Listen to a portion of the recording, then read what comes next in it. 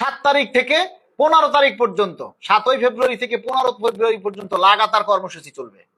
এভাবে কর্মসূচি ঘোষণা করতে হবে। তাহলে হয়তো আমরা নির্বাচনের আগে পে স্কেলের মুখ দেখব। আসসালামু আলাইকুম প্রিয় সহকর্মী বৃন্দ, সরকারি কর্মচারী ভাই ও বোনেরা এবং ভোরের আলো 71 পরিবারের সকল সম্মানিত সদস্য, সবাইকে আন্তরিক শুভেচ্ছা এবং ধন্যবাদ জানাচ্ছি। আপনারা সবাই অবগত আছেন যে গতকাল এবং আজ বিক্ষোভ কর্মসূচি সারা দেশে পালিত হয়েছে নবম পে স্কেলের গেজেট প্রকাশের দাবিতে। আপনারা যারা অংশগ্রহণ করেছেন বিভিন্ন জায়গা থেকে, ঢাকা শহর সহ ঢাকার বিভিন্ন বাহিরে বিভিন্ন জেলা উপজেলায় যারা কর্মসূচি পালন করেছেন, তাদের প্রতি আন্তরিক ধন্যবাদ এবং কৃতজ্ঞতা প্রকাশ করছি। সারা বাংলাদেশে 22 লক্ষ সরকারি কর্মচারী, এর মধ্যে যদি আমরা ডিফেন্স বাদ দেই তাহলে প্রায় 15 লক্ষ কর্মচারী থাকে। এই 15 লক্ষ কর্মচারীদের মধ্যে থেকে যদি আমি 2 লক্ষ কর্মকর্তা বাদ দেই তাহলেও প্রায় 12 লক্ষ থাকে, 13 লক্ষ থাকে। আরো 3 লক্ষ বাদ দিলাম, 10 লক্ষ কর্মচারী সারা বাংলাদেশে। এই 10 লক্ষ কর্মচারীর মধ্যে মনে করেন 3 লক্ষ কর্মচারী ঘুষখোর, যাদের পে স্কেলের দরকার নেই। এই 3 লক্ষ বাদ দিলাম, থাকলো 7 লক্ষ। এই 7 লক্ষ কর্মচারীর মধ্যে থেকে 2 লক্ষ বাদ দিলাম যাদের আর্থিক অবস্থা ভালো আছে, বেতন পেলেও চলে, বাপ দাদার সম্পত্তি আছে, যা পায় তা দিয়ে তারা চলতে পারে, পে স্কেল না হলেও চলে। বাকি থাকলো 5 লক্ষ। এই 5 লক্ষ কর্মচারীর তো পে স্কেল দরকার। সেই 5 লক্ষ কর্মচারী কোথায়? আজকের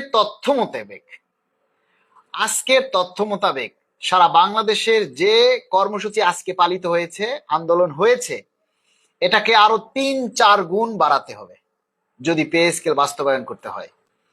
যে যদি নির্বাচনের আগে পে স্কেল বাস্তবায়ন করতে হয় তাহলে সারা বাংলাদেশের যত পেশাজীবী সংগঠন রয়েছে, সকল পেশাজীবী সংগঠনকে হিংসা, বিদ্বেষ, ঝগড়া, বিবাদ, মনোমালিন্য, ভুল বোঝাবুঝি সবকিছু 15 দিনের জন্য ভুলে গিয়ে দাবি আদায় ঐক্য পরিষদের সাথে একাত্মতা প্রকাশ করে সম্মিলিতভাবে কঠিন লাগাতার কর্মসূচি পালন করতে হবে।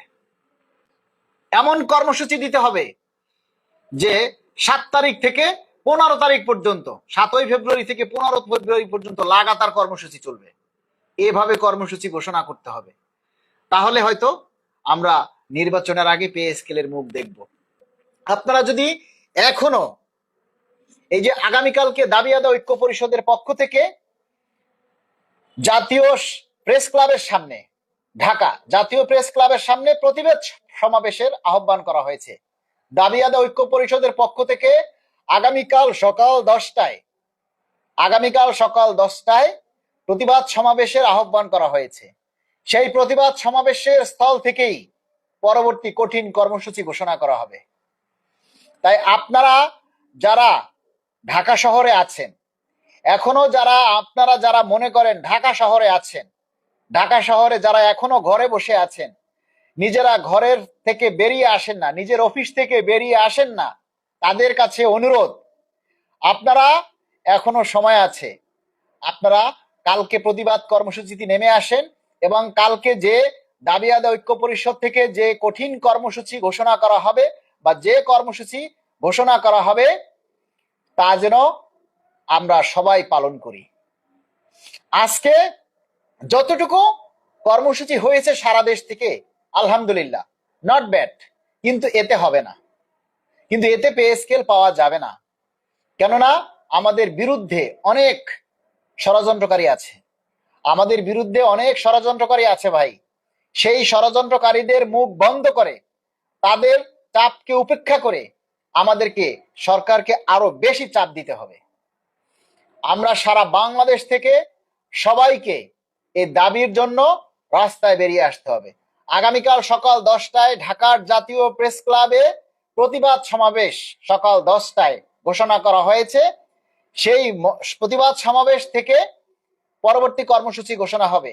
আপনাদের সবাইকে আগামীকাল জাতীয় প্রেস ক্লাবের সামনে সকাল 10 ঘটিকায় দলে দলে যুক্ত হওয়ার জন্য আহ্বান করছি। আজকে ঢাকা শহরে যারা রয়েছেন, যারা ঢাকা শহরের মধ্যে এখনো রয়েছেন, বসবাস করছেন, তাদের সবাইকে অনুরোধ করব, আপনারা প্লিজ দয়া করে ঘর থেকে বেরিয়ে আসেন। সবাই ঘর থেকে দয়া করে বেরিয়ে আসেন, নতুবা পে স্কেলের আশা বাদ দিয়ে দিতে হবে। আমরা দেখেছি সারা বাংলাদেশ থেকে প্রতিবাদ সমাবেশ হয়েছে, সারা বাংলাদেশের বিভিন্ন জায়গা থেকে হয়েছে, কিন্তু ঢাকার ভিতরে খুবই কম, খুবই কম। লজ্জা, ছি! নিজেদেরকে ধিক্কার দিতে ইচ্ছা করে যে ঢাকা শহরের মতো জায়গায় কর্মসূচি নেই। ঢাকা শহরের যে বিভিন্ন দপ্তর, অধিদপ্তর, পরিদপ্তর, মন্ত্রণালয় রয়েছে, সেখানের কোনো অফিসে আমরা কোনো কর্মসূচি পাইনি, তেমন কোনো কর্মসূচি আমরা দেখিনি। যত কর্মসূচি আজকে পালিত হয়েছে সব কর্মসূচি ঢাকার বাইরে, ঢাকার ভিতরে খুব কম। ঢাকার ভিতরে হয়েছে ঢাকা বিশ্ববিদ্যালয়, বুয়েটে, তারপরে আপনার আরো কয়েকটা জায়গায় হয়েছে, আর বাকি সমস্ত কর্মসূচিগুলি ঢাকার বাইরে হয়েছে। তাহলে আপনারা কি করলেন? ঢাকার ভিতরে যে 5 লক্ষ সরকারি কর্মচারী আছেন, আপনারা কি করলেন ভাই?